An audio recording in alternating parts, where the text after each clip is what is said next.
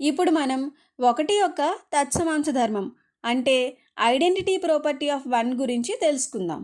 ముందుగా ఒక ఉదాహరణ చూద్దాం. అదేంటంటే 65 ఇంటూ 1 ఈజ్ ఈక్వల్స్ టు ఎంత? సాధన చూద్దాం. ఇక్కడ మనం ఏం చేయాలి? 65ను 1తో గుణించాలి. ఇక్కడ ఇంటూ అనేది గుణకారాన్ని సూచిస్తుంది. ఇక్కడ మనం డాట్ రూపంలో కూడా రాయవచ్చు. అంటే 65.1 అని.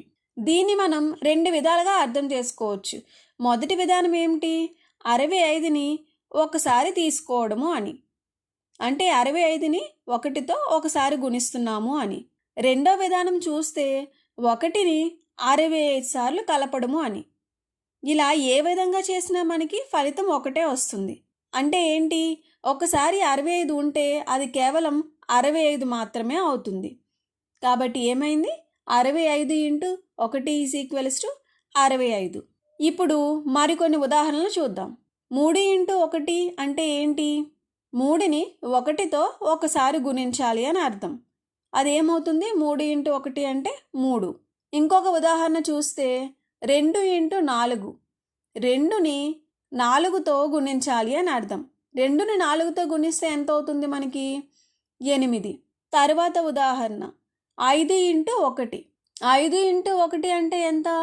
5ని 1తో గుణిస్తే ఏమవుతుంది? 5. తర్వాత 3 ఇంటూ 9 ఈజ్ ఈక్వల్స్ టు ఎంత? 27.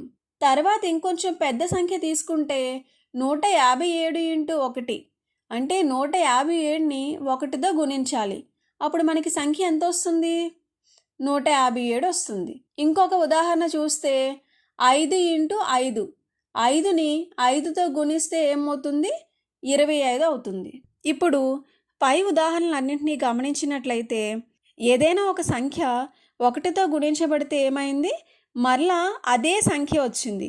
చూడండి ఇక్కడ 3 ఇంటూ 1 3, 5 ఇంటూ 1 5, 157 ఇంటూ 1 157, అలాగే 65 ఇంటూ 1 ఎంత అయింది?